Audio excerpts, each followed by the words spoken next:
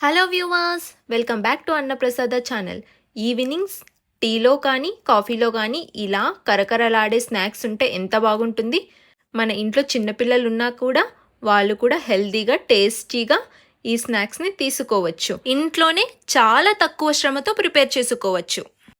ఇక్కడ నేను హెల్తీ వర్షన్లో బియ్యపు పిండితో చెకోడీలను ప్రిపేర్ చేసే విధానాన్ని చూపిస్తున్నానండి. మీరు కూడా ఇదే విధంగా ఇంట్లో చాలా సులువుగా చెకోడీలకు పిండిని ప్రిపేర్ చేసుకొని ఇలా ముద్దలాగా రావాలి. చూసారా నాకు ఏ విధంగా పిండి వచ్చిందో? మీకు కూడా సేమ్ అదే విధంగా నేను చెప్పిన టిప్స్తో చేస్తే ఖచ్చితంగా ఇలా సెమీ సాఫ్ట్గా పిండి తయారవుతుంది.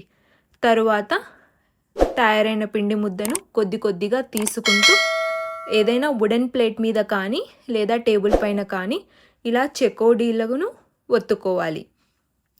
మీకు ఇలా చేత్తో చేసే ప్రాసెస్ చాలా టైం టేకింగ్ అనుకుంటే మీరు మురుకుల గొట్టాన్ని కూడా యూస్ చేసి చేసుకోవచ్చు. అది ఇంకొక పద్ధతి. చూడండి, ఇలా పూర్తిగా పిండిని మొత్తం చేసుకున్నాక నాకు చెకోడీలు ఇలా తయారయ్యాయి. తయారైన చెకోడీలను మీడియం ఫ్లేమ్లో ఉంచి ఆయిల్ కొద్ది కొద్దిగా చెకోడీలను వేస్తూ ఫ్రై చేసుకోవాలి. చెకోడీలు వేగాయని మనకు ఎలా తెలుస్తుందంటే, మనం చెకోడీలు వేయగానే నురగగా వస్తుంది. చెకోడీలు వేగిన వెంటనే ఆ నురగ పూర్తిగా ఆగిపోతుంది.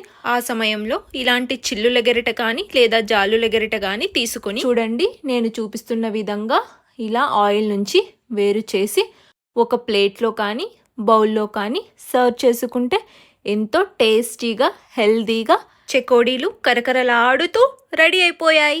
నచ్చిందా? అయితే ఫుల్ వీడియో లింక్ డిస్క్రిప్షన్లో ఇచ్చాను.